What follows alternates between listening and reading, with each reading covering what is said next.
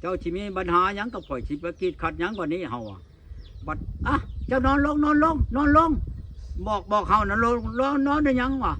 นอนข่อยสิขึ้นเจ้านี่วะว่าขออนุญาตนำเฮาก็นอนบัดนอนก็บ้ายขึ้นใจเฮาแล้วบัดนี้ก็เฮ็ดชมใจมันนั่นอยากหายแล้วถ้าเมื่อกี้มันเฮ็ดเฮาก็เฉยอยู่เฮาก็นอนเฉยอยู่จนมันแล้วพุ่นแล้วเฮ็ดกับประเทศเฮิงลีรอได้บ่คือเฮาเฮ็ดได้มันเฮ็ดจนว่ามันเมื่อยพุ่นแล้วบ้ายลงบัดนี้ล่ะเอาเจ้าขึ้นค่อยบัดนี้ขึ้นในบัดนี้มือเช่าบ่ให้อันแม่นแล้วบ่เอามันมีไผบ่ลีได้เอาแล้วบ่มีไผดีรอได้อยู่ผู้เดียวเอาจังอยากได้เมียนั่น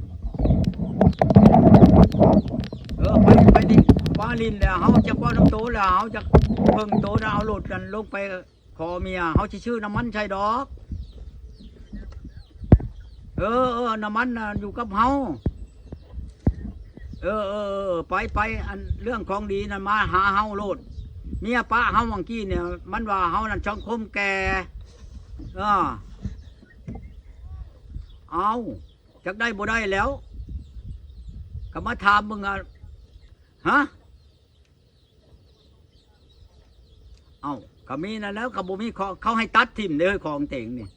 ตัดทิ่มไปแล้วดอกเขาว่ะ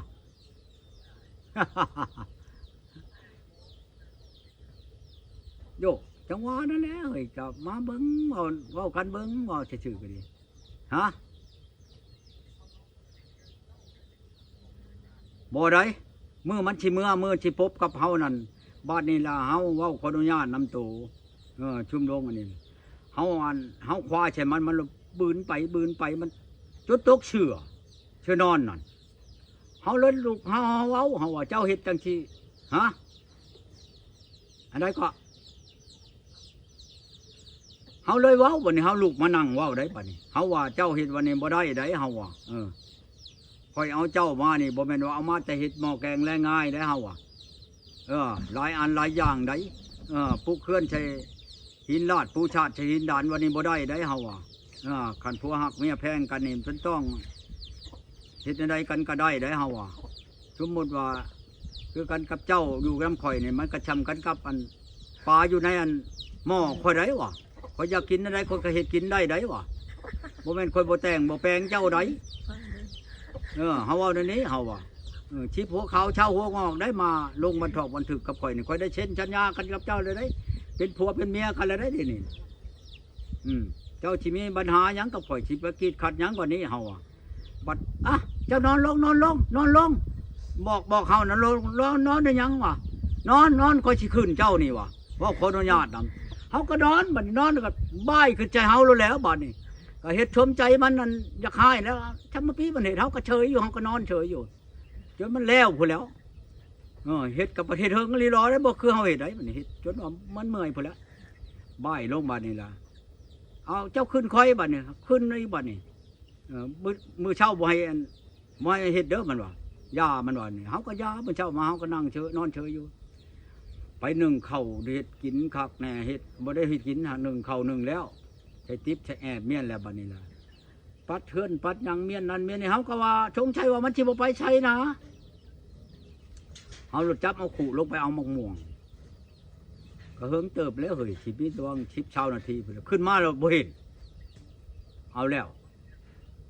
บ่เห็นทุงก็บ่เห็นยังก็บ่เห็นแล้วเอาแล้วเฮาว่ามันเมื่อแล้วบัดนี้เฮารถสิไปเอากระแจมากระแจรถเฮาน่ะสิลงไปเอารถแล่นน้ำบัดนี้ไปมันบ่เชื่องกระแจแม่นแหละใช้กระตาพุ่นเมียนคันว่าคนชามันธรรมดานี่ถามมันบ่บอกชำกระแจนี่ตำรวจผู้ได้ถามให้เฮาเราก็ได้พันโทผู้อยู่ในเวลานั้นเฮาบ่รู้จักกันกับเราบัดนี้เราโทรถามมันโอ้ยอยู่ในกระตาหันในกกเช้าอันบัดเฮาไปเบิ่งก็เห็นอีหลี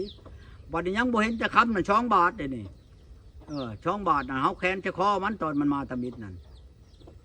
แค้นจะคอมันแล้วบัดนี้แหละมันก็ถือไปถือมาอยู่นี่แล้วไปเชนูไปใช้ก็ไปนำก็ถืออยู่หั่นบัดนี้มาบัดนี้เฮาว่ายักมือนั่นน่ะแล้วก็ยักมือได้ก็ยักมือเฮาว่าเอามาใช้คอนั่นครับอันประหลัดแขนนั่นมันก็ดึงประหลัดแขนนั่นดึงตกอยู่ในตารางเฮาก็บ่วนทำซ้ำบัดนี้ใช้คอมันก็ดึงออกมันบ่ขาดที่ใช้คอมันไหน2 บาทพุ่นเพิ่นมันก็จะดึงให้มันขาดแล้วมันเฮาบ่ขาดเอาให้เฮาบัดนี้เฮาขึ้นกับเมียนกระชาหั่น บัดมันเมื่อแล้วเฮาหาเบิ่งมันบ่เห็นนี่มันละเมื่อแก้อยู่พุ่นน่ะมันว่าชิมันว่าน้ำมันอันตำรวจน่ะมันว่าเมื่อแต่เมื่อข่อยมาตำมิดพุ่นเราหาเหาะอยู่บ่เห็นว่าชนะว่าชินะแล้วเฮาหาเบิ่งบ่อนเฮาเมียน่ะมันบ่เห็นนี่น่ะคันมันบ่เมื่อแล้วไผสิเอาเมื่อเฮาจังซี่นะแล้วว่าคันบ่แล้วนั่นให้เฮ็ดอันไม้ก้อเราว่าเฮ็ดเราว่าจังซี่ผู้หัวหน้าตำรวจนั่นเราว่ากับเฮาน่ะเฮาแต่ว่าเฮาหาเบิ่งคักๆดูเราว่าตู้เอ้ยเราเห็นอยู่ประหลัดแคนน่ะเห็นประหลัดแคนมันบ่ได้นักบาทนึงอันนั้นน่ะใช้ก้อนตี2 บาทพุ่นทำได้ฉันฮะ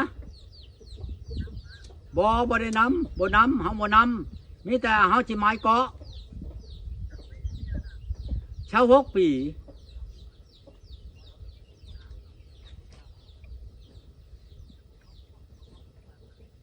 เอาบ่มักกับเมื่อเฮาไปเพิ่นเป็นหยังบ่เว้าก็คือกันกับเฮาไปโปแปลงมื้อนั้นแหละกินหมูกินหยังก็มักข่อยบ่ได้ตีหยังเท่าก็ยาแค่นั้นหักแพงข่อยเว้ากับเฒ่าแก่แนวโฮมนั่นเอาโจรจ้ะวะบ่แม่นอันนั้นนักปุ้นใหญ่ๆเลยนี่อันนี้นั่นขนาดปุ้นตาเห็นแล้วแหละนี่นั่นเป็นชิ้นเชื้อผ้าแพร่อยู่ในเฮือนนี่นั่นมันเอาไปเบิดสิยังหยังแม่มันมามื้อนั้นเนาะเฮาก็เอาเงิน1,500,000แสนไก่6 ตัวผ้าห่มโตๆอันพื้น1ให้แม่มันอันชิ้นอันนี้ชิ้นไม้นี่3 พื้นชิ้นอันนี้ชิ้นนั้นธรรมดานี่นะกระช่องพื้นให้แม่มันนั่นเชื่อชิ้นนี่บ่ว่าเชื่อนั่นเชื่อนุ่งเชื่อถือนี่คันสิเว้าแล้วคันสิไล่แต่มื้อเรามาน่ะก็มีอยู่5-6 ล้านจะให้ฮะนิดเฮานั่นบ่พอคำบ่พอคำก้อนนิดเฮาบ่พอคำก้อนตัวลาวพอคำก้อนตัวลาวส่งมาโลดเฮาสิรับเอาไปใช้ยาคูพายาคูไปใช้เฮ็ดบุญบ่เฮ็ดบุญน้ำคนตายบ่ไปจะหายไปนั่นแหละโดย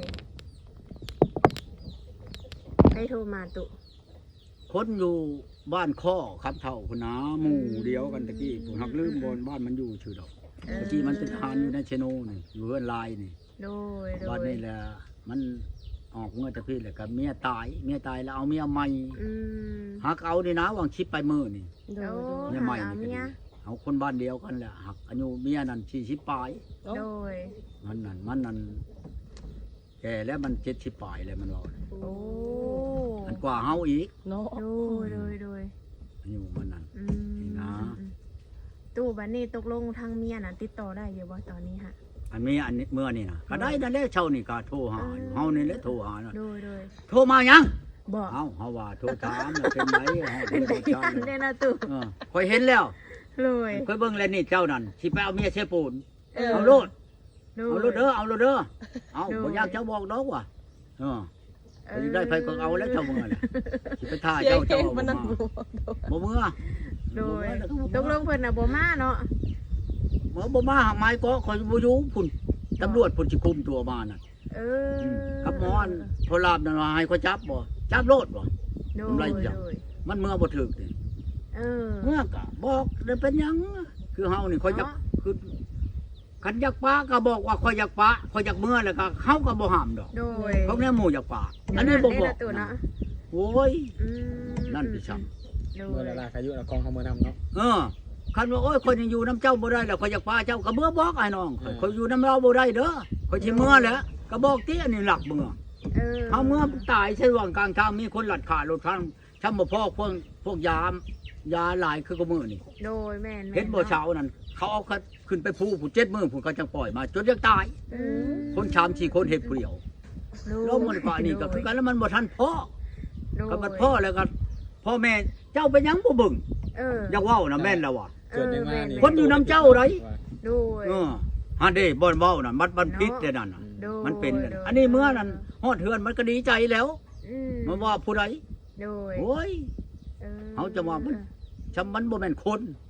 โดย ควายบ่หรือหยังอืม บ่ทั้งแม่เฒ่าได้สำบัดนี้แม่เฒ่าเพิ่นได้ว่าหยังอยู่บ่ เอ้าบ่ได้เว้าได้ไดไม่เท่าก็ดี โอ้ คันว่าลูกเมื่อฮอดมาถึงแล้วก็สิโทโอ้ยมาฮอดแล้วลูกเอ้ยจังซั่นจังซี่ก็บ่ โดยโดยโดย อันพ่อเฒ่าแม่นายน่ะก็คือกัน โดย โธแล้วจะเขาเว้ากันถือกันแล้ว ฉันมันบ่เมื่อดอก เออ ให้อยากให้เขาเมื่อน่ะ ยันโทร อยากให้ลูกเมื่อน่ะ คุยกันหาเบิ่ง เออคันเอาเมื่อแล้วก็คนดีจะมาหยังกับ เอาไอ้น้องมาปรึกษามาบอกมันติเว้าติ โดยโดย บ่เป็นเฮาเอาชื่อๆได้พวกงัวเมียควายบ่ได้ไหวได้ขอได้ตับใจไหวขอน้ำบ้านน้ำเมืองใครละบ่นี่ชิบหัวขาวเช่าหัวงอกเต็มหมดหมูตัวหนึ่งจนบ่จักพอกิน โดยโดยเนาะตู่ บัดกินนั่น เออ บัดเมื่อเป็นความมันหูจักว่าสิเสียแล้วมิดเฉยหม้ออยู่โอ้ยบ่ย่านก็ย่าดอกเสียนั่น โดย คอยก็มีรกมือหนึ่งคอยห้องมาน่ะ เนาะ เออสิว่าเมื่อโอ้ยมิดอยู่ซื่อๆจ้าง โดย คอยก็มีอ้ายมีน้องมีพ่อบ้านตาแฉงมีนะ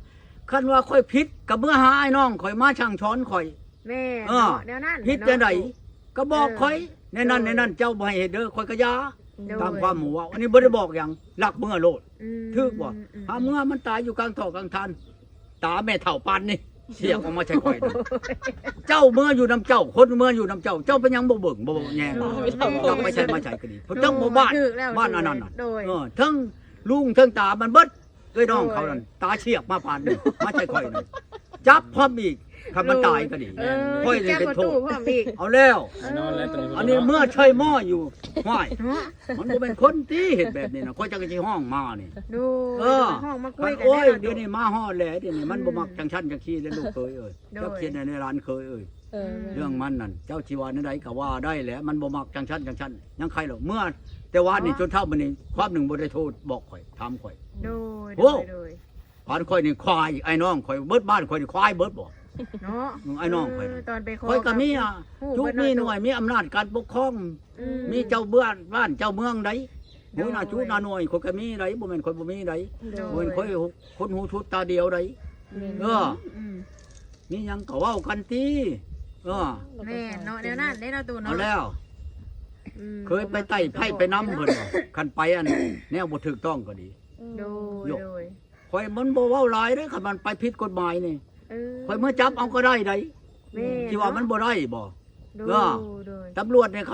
เขาตั้งเมียนจับคนใดบ่แม่นเขาตั้งเมียนละล่าใด อืม เออแล้วผิดกฎหมายเขาจับให้ได้โดยใด โดยเอาแนวนั้นแล้วเนาะพ่อใหญ่ เออบ่แม่นว่านั้น เอออั อันนี้มันบ่ผิดบ่กฎหมาย เจ้าหลักเมือหลักหนีนี่ โดย หามันมีคนหลัดขาหลัดพันบ่หรือใดๆหนึ่งอยู่กลางท่อกลางทานค่อยนี่เป็นโทษ แม่แม่ หัวห้องคุกอยู่ไรข่อยน่ะเมื่อวานนี่นะ แม่ บ่แม่นว่าค่อยอันนั้นชื่อๆแล้วก็พังอยู่ค่อยโทษใช่พอลามโทษใช่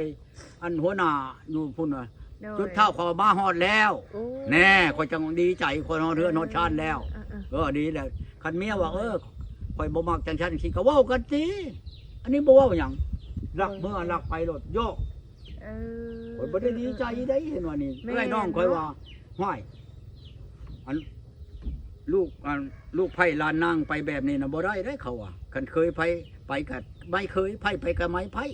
แม่ เขาสิหับบ่หรือบ่หับนี่จังสิโทรเขามาเว้ากันนี่ โดย มันไรเพียง อืม คันบ่มาแล้วก็น้องชื่อเมืองพุ่นแล้วก็สินิ่งไปใช้เมืองพุ่น โดย ให้เขาคุมตัวมาแล้วมึงรู้ แม่ กระ เนาะ ตาบ่เชียบไป เออ อืม ถึกแล้ว อันนี้ได้คนบ่ได้อันนั้นได้เมียไปเฮ็ดแบบนี้ได้ โดย เออคันว่าเจ้าบ่มักหยังกับข่อยเว้าโลด อันนี้คันเขาถามว่าเราตีบ่ อืม เราด่าบ่เราเฮ็ดอะไรเราร้ายบ่เจ้าเป็นหยังจังมานี่ข่อยชูชังคมบ่ได้ เอา เออ คันชูชังคมบ่ได้นี่ก็บอกข่อย โอ้ เดี๋ยวนี้เจ้าเฮ็ดคม เออ คมอันนั้นข่อยก็เรียกร้อนช่องมือ โอ้ย คืนช่องคืนบ่ลืมมือชามคืนเจ้าอดได้บ่ชำนั้น โด อยู่ ย นํกันนี่ โดย เพราะก็สิเปลี่ยนแปลงแม่นบ่แหละ เนาะ เออ นั่นแน่นอนตู่ อ เนาะ ดไปนี่แหล้วมันบ่ตายดอกคันนั้นได้กินข้าว โอ้ย อันนี้มัน โอ้ย ความใดบ่ได้เว้า เนาะ คนบ่มักตัวนี้เมื่อโลด เออ ถ้าคนไปชูเมียอยู่หั่นเด้คนบ่มักเมียคนรักนี่โลด แม่ สิบ่ผิดบ่ โดย กับลูกกับเมียอยู่นั่น โดย เว้านั่นเว้าได้อยู่เว้าผู้เดียวนั่นมันหักมันบ่ถูกลักษณะของมัน อืม ฮีดงานนั่นมันต้องมีผัวเมียมันมีฮีดมีคลอง อืม ฮีดจังก็ดีฮีดรอคลองเมีย เจ้า คือกันกับบ่อยากให้ค่อยลิ้นค่อยกินค่อยอยู่ค่อยนอนนํเนาะ โดย เพิ่นโบราณเพิ่นว่าผู้เคลื่อนใช้หินลาดผู้ชาติใช้หินดานเนาะ โดย อย่างชั้นได้เห็นบ่มันเว้าในโทรศัพท์ โดย เจ้าน่ะบ่เฮ็ดกิจการข่อย บ่ ผัวเมียเฮ็ดหยังกลางคืนน่ะบ่เห็นบ่เจ้าก็ได้เบิ่งบ่ข่อยละเบิ่งไว้เบิดอันนี้ก็คือกันนั่นแหละอันนี้ก็ดีว่าข่อยเฮ็ดกิจการหลายโพดก็บ่ข่อยบ่มักแล้วนี่น่ะโพดแล้วเจ้านี่ก็บ่เว้าหยัง โอ้ ผู้เมียยังก็ นอนลงข่อยสิขึ้นเจ้านี่ข่อยก็นอนลงก็ขึ้นข่อยนี่ เนาะ ห่านเห็นบ่เอ้าคันข่อยจะขึ้นเจ้าเนี่ยเจ้าติดใจเลยแหละ เพิ่นว่า เว้าติ โดย รู้แล้วข่อยก็บ่ได้โอ้ยเจ้าบ่ให้เจ้าขึ้นได้แค่ข่อยนี่ โดย อยากขึ้น เพิ่น ก็ ขึ้นให้ตู้ติดใจนี่ตู้ อืม ตู้ก็ติดใจอยู่บ่ซะวันนี้นะ ก็บ่ว่านั่นน่ะสิครับแต่ว่า เนาะ เว้านั่นน่ะลองเบิ่งให้หมู่ขึ้นเบิ่ง สไตล์แบบว่าเพิ่นยังว่าประสดใส่บ่เนาะหรือว่าใด สิเว้าแนวใด ๆ เนาะ บัดข่อยขึ้นแล้วบ้ายลงแต่ข่อยเจ้าขึ้นข่อยบัดนี้ข่อยก็ขึ้นเออ ได้ซะเนาะ เว้าขออนุญาตนำ โดย จำบิดเล่าเฮ็ดข่อย โดย บัดที่ช่องข่อยเฮ็ดเล่า โดย คนเปลี่ยนกันขึ้นนะบัดเล่าขึ้นค่อยแล้วบัดเล่าลงแต่ค่อยแล้วค่อยขึ้นเล่าบัด โดย นี่นะ ตอนนั้น ที่ดอกแล้วว่ามือเช่าบ่เฮ็ดบ่ให้ขึ้นเด้อแล้วว่าค่อยก็บ่ได้ขึ้นโดนไว้เพียง คือในเพลงก็มีบอกอยู่เด้เนาะตู้เนาะ อืม ซ้ำเช้าซ้ำแดงเนาะ แต่ว่าคันแล้วว่าบ่ให้อันนั้นหุ้นแห้งหลายเด้อ อันนี้เพิ่นบ่บอกบ่ยอมบอกบ่ยอมคุยเนาะบ่ยอมเปิดใจลงกันนั่นนี่